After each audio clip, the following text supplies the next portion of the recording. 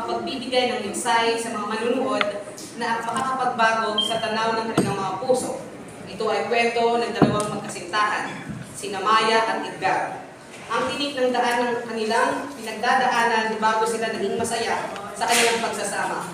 Sa kabila ng kanilang malalim at mapait na karanasan ay nauwi sa matinding pagmamahalan. Kaya ngayon, ating tunghayan at pakinggan ang buhay ni Maya at Edgar.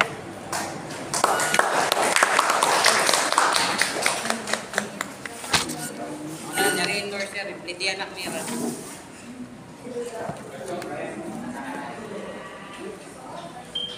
Pakikosog lang, hindi mo.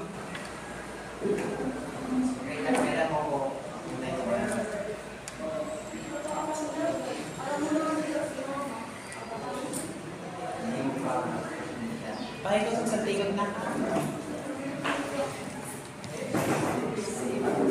Gusto mo na lang. Hindi na lang.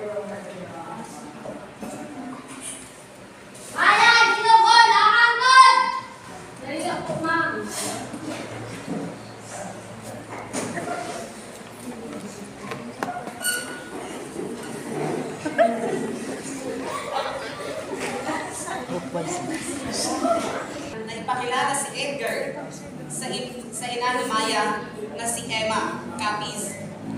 Ngunit sa halip na kanilang inaakala na maging masaya ang pag-usap nila, ito ay nabuwi sa hindi pagkakaunawaan at hindi pagtanggap ng ina ni Maya sa kasintahang si Edgar.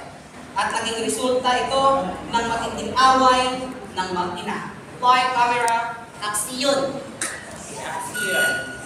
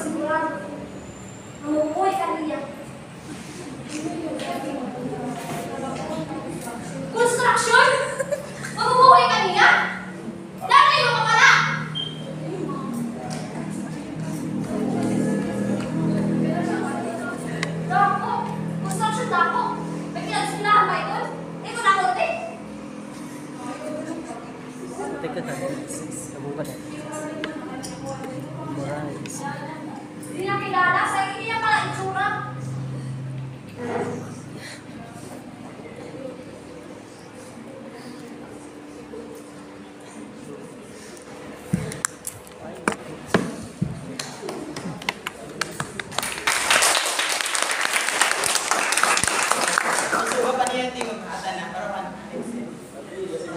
Okay, so, ang kortina, ano na, next year pa ito sa Siya ang dalawang magkasintahan na magsama o tinatawag na magtanan. Sa gabing iyon, tumakas si Maya sa kanilang bahay at nakipagkita sa nobyo para umalis palayo sa kanyang ina. Live camera, action!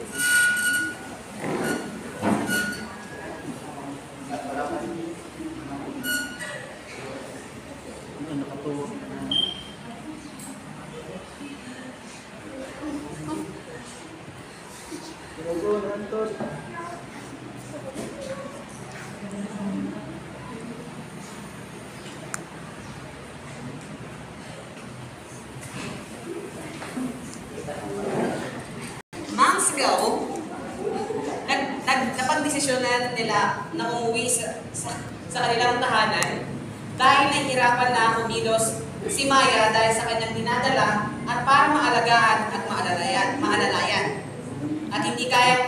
pagsabayin ang pag-aalaga kay Maya at pagtatrabaho.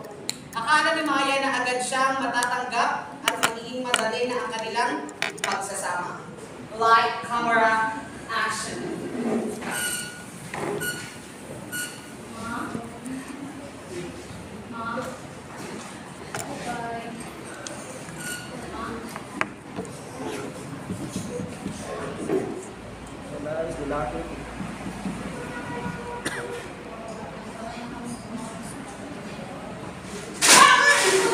Sayang ba? Binugin ka pa! Yan ang anak ko lang niya!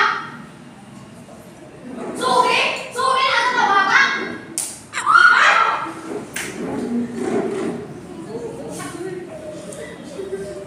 Suki! May mahimin! Suki! Tapos na naman!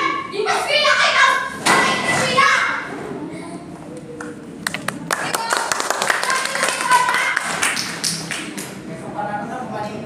Nagtaano ka po sa okay trabaho! Dahil yung pala sa bata! Ha? Nagkanitin! Nagka! Nagkanitin! Nakalitor ka! Nakalitor ka! Tutulog ka! Bakit ako pala pumatuloy ka? Ha? Makulit na namin! Makulit na kamutangan! Inukat ka pa si Ton! Paano ngayon yung hindi? Hindi mo kumano maka-resign!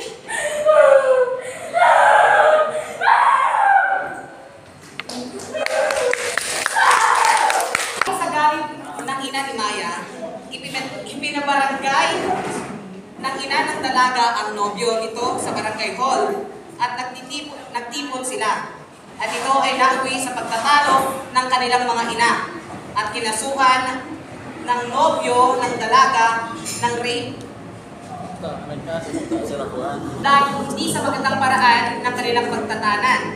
Pero dahil sa kanilang matinding pagmamahalan, umamin at sinabi ang totoo ni Maya na ginusto daw niya ito at matagal na silang may relasyon ng kanyang nobyo na si Edgar. Light, camera, action.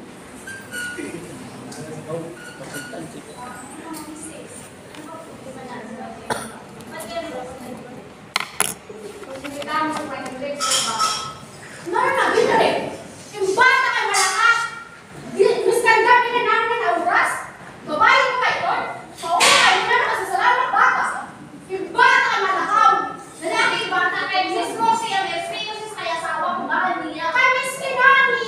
Punta! Yung papapan ng bata ng babatayan mo basta di na nagbukurod! Tama! Di rin ang buhay ko di rin sa anak! Kinuulan yung bata! Mismo i-drag ang bata sa saraw! Oo, kayo mo?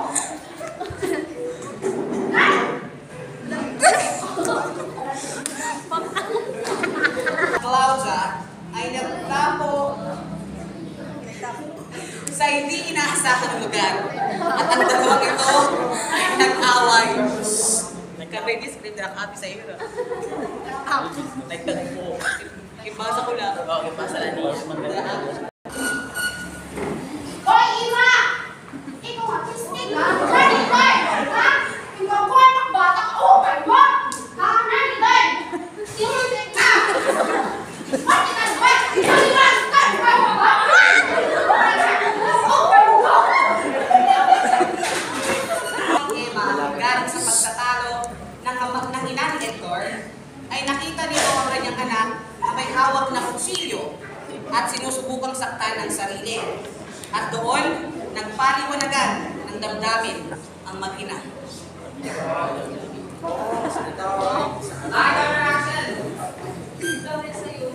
Maya? Maya? Hoy! Nanay ko, sabihin mo. Problema? Hindi ko di ba prangka? Di boy, magpakamatay na lang. Hindi sa di ko pwede klasahin, di ko pwede ikaw alam ang kinuwason. Di rin yung pagkimpimpi. Kung tanggap mo lang kami, wala kang sigasin ka sitwasyon niya na. Ako mo naman ang sinabuhin, di ba na waray na amay. Yung amay, di bayaran ay sa kurin. Yung bayaran, dahil ito na imo kong galing. Mahilay na kayo dyan.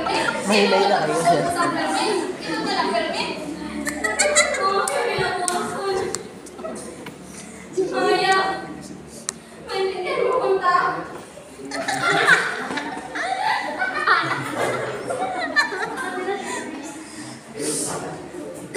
Mahal ko si Inay.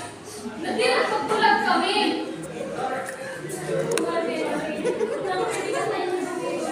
Sayang na yung layon.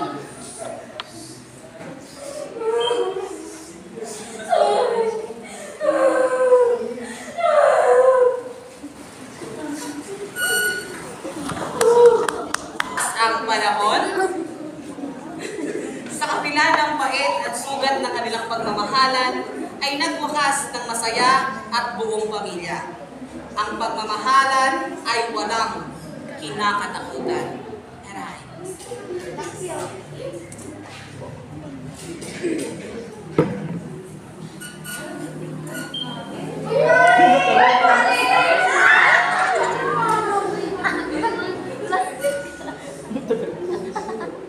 Baby, I feel like sa akin na nagsupo.